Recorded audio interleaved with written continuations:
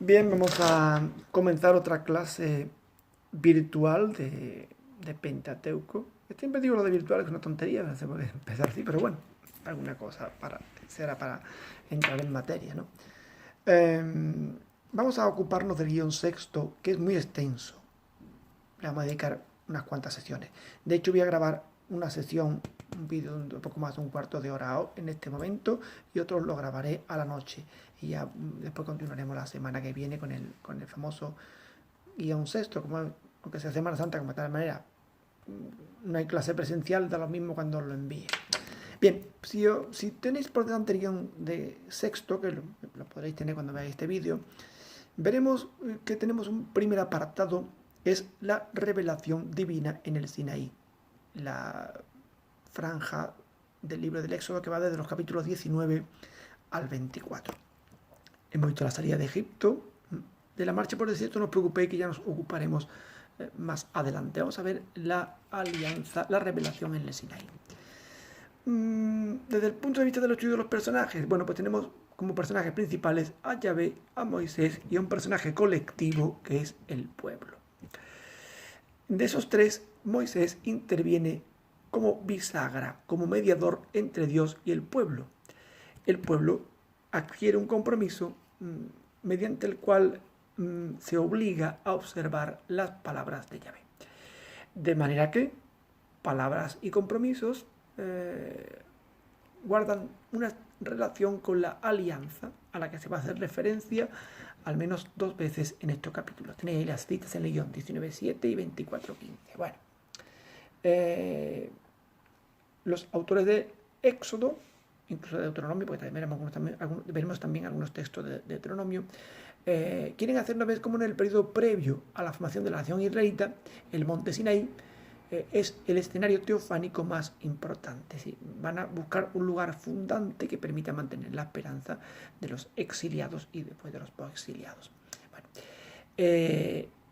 la mano sacerdotal se refleja fuertemente en estos textos, sobre todo en los preparativos de la teofanía, donde se ve un importante trasfondo cultural. Recordad todo lo que hemos estudiado de los aspectos y las características de la narración sacerdotal. Bien, pues ya que tenemos un poquito el telón de fondo puesto, vamos a ocuparnos del primer subepígrafe, que es el significado de los mandamientos. Y aquí, en primer lugar, me ocupo del decálogo, que es la piedra angular de toda esta alianza.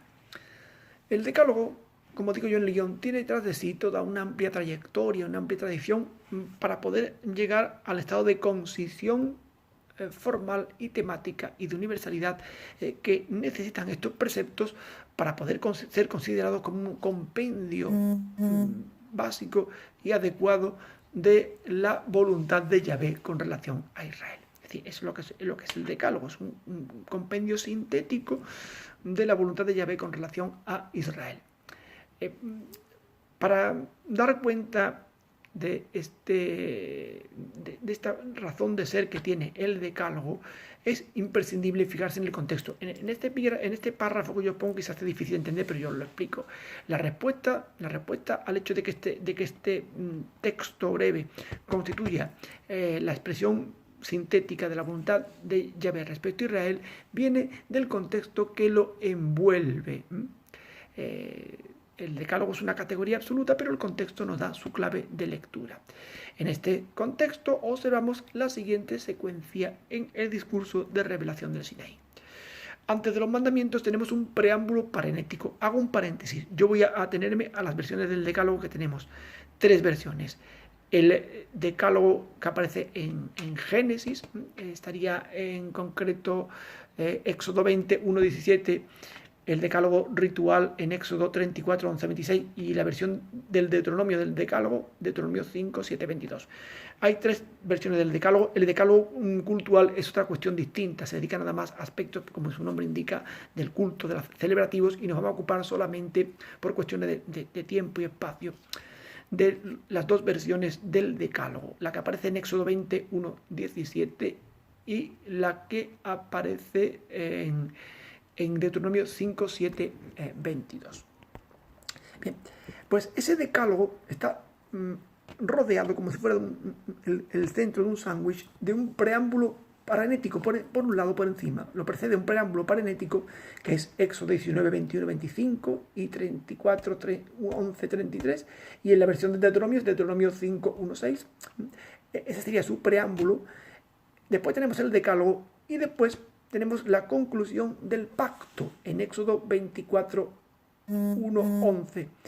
Y finalmente tenemos en la versión del Deuteronomio todo otro apéndice más que son las bendiciones y maldiciones como elemento que sanciona el pacto. Recordad que cuando hablábamos de las características de los pactos de vasallaje veíamos que eran comunes a estos agregarles bendiciones y maldiciones según se cumpliera o no lo estipulado. Bueno, bien, ya hemos visto un poquito muy por encima el aspecto formal del decálogo y lo que lo rodea inmediatamente, su contexto, su peritexto, como diríamos en vocabulario narrativo. Vamos a ver su valoración teológica. Israel comprendió y celebró la revelación de los mandamientos como un acontecimiento salvífico de primera categoría. Es decir, los mandamientos constituyen algo nuclear, crucial, algo que cimenta la fe de Israel. Es un gozne de la fe de Israel. Bueno, Israel consideró el decálogo precisamente como revelación de la voluntad de Yahvé en un momento particular de la historia, mediante el cual a Israel se le ofrece la salvación, que es la vida. Se le ofrece la vida a través del decálogo. Al escuchar los mandamientos, sobre todo si lo vemos en la versión del Deuteronomio, Israel se enfrenta a la alternativa entre la vida y la muerte. Deuteronomio 30, 15 y siguiente. Mira, hoy pongo delante de ti la muerte, la vida y la muerte. Elige la vida y vivirás tú y los tuyos, etc. ¿No? Podéis leer el pasaje. ¿Cómo tenemos que comprender las pretensiones del decálogo? Pues el decálogo no pretende imponer una norma positiva de vida, no va a regular toda la vida de Israel. ¿Por qué? Porque para eso van a estar todos los códigos legales del Pentateuco en sí, como un camino de vida, como una halakha, o como una serie de halakot. Para eso está la Torah entera. El Pentateuco se limita a algunas negaciones fundamentales, es decir, que se contenta con poner los bordes de un vasto sector vital.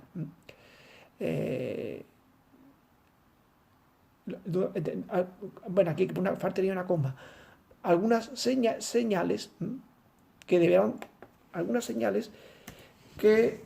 deberán tomar en consideración quién pertenece a Yahvé. Es decir, ¿qué es el decálogo? El decálogo es una moral de contorno, de mínimos. Es decir, ¿qué es lo que no tienes, qué es lo que tienes que hacer básicamente y qué es lo que básicamente no tienes que hacer? Por eso digo que ponen los bordes de un sector vital, que son una especie de balizas, de señales que todo el que pertenece al pueblo de Yahvé tiene que tener en consideración. Bueno, si nosotros vemos la estructura del texto en su género literario, veremos que habla de dos tablas. Incluso habla gráficamente de dos tablas de piedra en las que está escrito el decálogo. La voluntad divina aparece expresada en la expresión del dedo de Dios, ¿no?, que escribe en las tablas de piedra, ¿no? En la primera de las tablas, que es la más larga, aunque tenga menos mandamientos, es la más larga por extensión de texto, se contienen mandamientos relativos a Dios. Y en la segunda, que es más breve, aunque tenga más mandamientos, se contienen mandamientos relativos al prójimo. O sea, los mandamientos relativos a Dios en la primera tabla, los mandamientos relativos al prójimo en la segunda. Tales tablas pueden corresponder, seguramente, recordáis cuando hablábamos de los pactos de vasallaje, a las dos copias del documento que constituía un tratado. Fijaos que yo esta cosa que os hablaba, que parecían aburridas, tiene ahora su significación. Si un señor concluye un tratado con su vasallo, cada parte contratante se queda, o cada pactante se queda con una copia del tratado. Aquí esta sería la que corresponde a Dios y al pueblo, por eso se presenta gráficamente en dos tablas. Bueno, los dos, Dios y el pueblo, se comprometen a respetar su parte del pacto, porque la Torá no solo es, el decálogo, perdón, no solo es la ley del pueblo, sino también la de Dios, que se compromete por este pacto a mantenerse fiel. Dios tiene un compromiso y Él se compromete como el pueblo se compromete, incluso más, porque aunque el pueblo sea infiel, Dios al final acaba siempre permaneciendo fiel. Bueno. Abundamos más en la estructura. El decálogo presenta una estructura tripartita.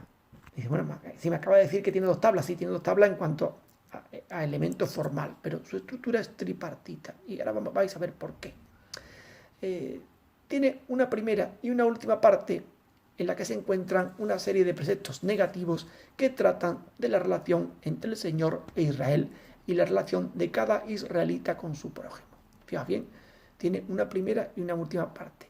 La primera, ya la acabo de decir, la relación entre el Señor e Israel, y la última, la relación de cada israelita con su prójimo. Vamos a pasar revista a la primera parte. Nos perdamos de vista que son 3. En la primera parte tenemos el primer mandamiento, que es la prohibición de la idolatría. No tendrás otros dioses delante de mí, no te harás imagen alguna. Leéis los 2 textos, tanto la versión del Deuteronomio como la del Éxodo. Yo cuando estoy en clase los mando a leer, los alumnos van viendo la diferencia, porque aquí eso no es posible, y leeros el texto alargaría demasiado el contenido de la clase. Leedlo vosotros y comprobad esas diferencias.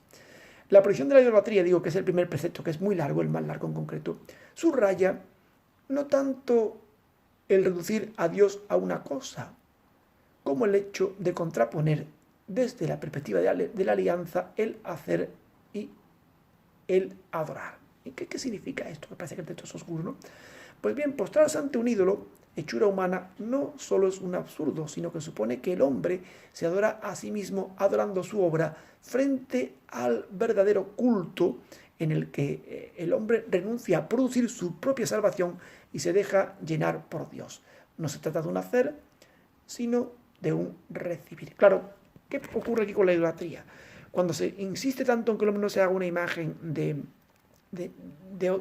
Dios, no se haga una imagen de nada de lo que hay encima de la tierra, no se está hablando tanto del hecho de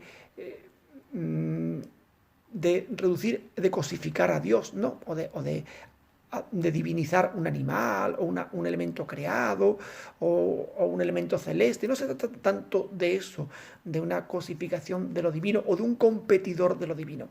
Se trata más bien de ese problema de fondo, que es que el hombre lo que va a adorar al final es una hechura de manos humanas, va a adorar algo que él ha fabricado. También puede adorar un elemento cósmico natural, pero en el fondo lo que adora es la acepción que él le ha dado. Cuando el hombre adora un objeto que ha fabricado él, en el fondo es un ejercicio de narcisismo. El hombre hace lo contrario que se dice en el primer capítulo del Génesis. En lugar de ser creado él a imagen y semejanza de Dios, él crea a Dios a su imagen y semejanza. Su obra, su Dios, su ídolo, está formado a partir de la imagen que él tiene de Dios y de lo que él espera de él. Él recrea a Dios y se lo hace y se lo construye de una manera plausible. Aunque muchas veces, aunque no haga un simple ídolo o una simple estela, una simple estatua, incluso con los mismos astros, creyendo controlar el destino y el futuro, también está haciéndose a Dios a su imagen y semejanza. Es decir, el hombre se adora a sí mismo y produce su propia salvación. No es paciente con lo que Dios pide de él, no comprende a Dios y decide producir su propia salvación. Esto lo vais a entender con un ejemplo también mucho más gráfico. El Dios de Israel no se ve, se oye, tiene una palabra y se le escucha. Tiene una palabra, se le escucha, y esa palabra es la que hay que hacer entrar en el oído y llegar al corazón. Pero el no ver a Dios crea desasosiego, porque el hombre fundamentalmente es un ser visual y desea captar todo, especialmente captar la divinidad. Fijaos nuestro pueblo con la religiosidad popular. La gente ve una imagen y le parece algo más divino que, por ejemplo, que el Santísimo. Pueden pasar al lado del sagrario y no hacer nada, y sin embargo la imagen le produce una fascinación. Porque el hombre necesita que sus sentidos le certifiquen lo que cree, pero no es posible. Dios le ha permitido escuchar, que poderlo oír, pero poderlo ver nítidamente es imposible en el estado en el que el hombre se encuentra. Escuchar es una mediación. Dios hace palabra en el escrito, como está la palabra después en el Nuevo Testamento en Cristo, pero tú no puedes tener esa visión. Tienes que esperar la salvación de Dios, dejarte llenar por Él y no tratar de producirla por ti mismo. Eso es lo que condena fundamentalmente el primer mandamiento. No sé si se ha captado como yo lo he querido explicar. El último mandamiento de la primera serie alude a la posibilidad de que en diversos ámbitos el hombre intenta apropiarse del nombre del Señor para sus propios fines, o bien puede expresar un significado verdadero del nombre de Dios en base a sus ideas, juicios o visión de la realidad. Es decir, es un mandamiento complementario al anterior, el de no tomar el nombre de Dios en vano. Claro, porque el hombre en muchas circunstancias intenta hacer eso, manipular a Dios, hacer suyo el nombre de Dios, o llevarlo a sus propios fines, a su ideología. ¿Cuántas veces ha justificado una ideología en nombre de Dios? O no una ideología, un mero comportamiento. La gente, ¿cuántas veces nos ha dicho la gente en la calle? Pues tú que eres creyente y practicas, seguro que si Jesucristo viniera estaría más de acuerdo conmigo y contigo. Es muy parecido al anterior. Es un Dios adaptado, un Dios de bolsillo. Y si se usa el nombre de Dios, se manipula para los propios fines, de manera que el significado verdadero del nombre de Dios se esfuma. Me quedo con una idea mía, con un juicio mío. Muchas veces incluso hasta se predica cosas de Dios que son juicios propios y no debería ser así. Con ello, el nombre de Dios no sería dado. Dios no te habría otorgado su nombre para que lo conozcas, sino que tú lo habrías poseído, lo habrías hecho tuyo y por tanto lo habrías pervertido con la correspondiente perversión de la revelación del auténtico rostro de Dios. Claro, si tú el nombre de Dios no lo recibes como un don además inefable que tú puedes recibir pero que no puedes comprender ni aprender con H en su totalidad. Si tú no lo recibes así, sino que lo haces tuyo y quieres que Dios sea un concepto en tu mente, Dios deja de ser Dios, porque Dios no es asequible completamente a tu mente, porque es más. Cuando tú haces eso, perviertes el nombre divino. Pues ahí tenemos esos dos primeros mandamientos que constituirían la primera parte, los mandamientos relativos con Dios. La última que hemos dicho van a ser los mandamientos relativos con el prójimo. Pero bueno, ¿cómo llego yo a encontrar un puente entre los mandamientos relacionados con Dios y los mandamientos relacionados con el prójimo? Para eso tengo esa tercera parte del decálogo de la que habíamos hablado, que es la parte central. En la parte central aparecen mandamientos positivos que conectan las relaciones desarrolladas en la primera y la tercera parte, claro, las de Dios y las del prójimo. Dos mandamientos, el tercero y el cuarto. El decálogo se abre con el pronombre personal de primera persona, referido a Yahvé, en hebreo, Ani o Anoki, y se cierra con el pronombre personal de segunda persona referido al prójimo, Ata, tú. Ambos extremos constituyen dos puntos claves en los que se enmarcan las 10 palabras, Dios y el prójimo, Yahvé y el prójimo. El prójimo, con 4 menciones directas, se convierte en el centro de atención de la última parte del decálogo, de modo análogo a como Yahvé lo era de la primera parte. El decálogo entero gira en torno a estos dos polos, tratando de regular el comportamiento del israelita con relación a Yahvé, su Dios, y con relación a su prójimo. El yo de Yahvé resulta inseparable del tú del prójimo. Fijaos que el fracaso del rato de Caín era separar ambos pronombres, ya que ambos constituyen el punto de referencia fundamental de las obligaciones del israelita. Es para con Dios, pero es para con su prójimo, a quien se dirige el decálogo, ¿vale? Los mandamientos de Yahvé eran plenamente suficientes por sí mismos y no necesitaban una prueba que los legitimara ante los hombres, aunque Yahvé exige obediencia a los mandamientos, quiere que sea una obediencia adulta. Por eso he hecho este paréntesis en el guión, porque el Deuteronomio presenta una especie de estilo homilético que aclara los mandamientos. Honra a tu padre y a tu madre para que te vaya bien en la tierra que el Señor tu Dios te va a dar. Así, el decálogo es autosuficiente, pero Yahvé quiere que el hombre comprenda por qué debe obedecer adultamente esos mandamientos. Por eso usa ese estilo homilético. Ahora, a lo que yo hablaba antes, la segunda y la tercera y la primera parte, ¿cómo se conectan? Se conectan por los dos mandamientos centrales que son los que van a articular el decálogo, que son mandamientos bisagras, que son el mandamiento del Shabbat y el de honrar a los padres. Bueno, el nexo que une un mandamiento y por ende las dos partes del decálogo es la paternidad. Claro, honrar a los padres, pero el tercer mandamiento es la paternidad por excelencia, al Padre Creador, ¿no? Es la paternidad, digo. En tanto en cuanto que la paternidad es generadora de vida, y además de generar vida, genera liberación. El sábado es un memorial que recuerda el momento originario de Israel, el Éxodo. El pueblo recibe de Dios la experiencia de la liberación, viéndose libre del trabajo. Es el Éxodo, pero a la vez remite al acto creador, ¿no? Cuando el hombre imita a Dios en el cese de la actividad. El padre de familia reproduce la acción de Dios con su progenie y con los que están bajo su autoridad. Claro, es decir, ¿qué es lo que hace el hombre? Imita a Dios durante 6 días en el trabajo continúa su tarea, pero también le imita al séptimo día en el descanso, porque es un día dedicado a la contemplación divina, a la relación con Dios, esa relación que aparecía primigenia en el jardín, también en el capítulo 3 del Génesis, ¿no? La libertad recibida es celebrada mediante la concesión de la libertad, es decir, la libertad que el pueblo de Israel recibe, el pater familias, que es el que tiene al frente toda su progenie, se la concede a los demás y los libera como Yahvé ha liberado al pueblo. Él se ve liberado por Yahvé y él libera a los demás, libera a su prójimo, ¿no?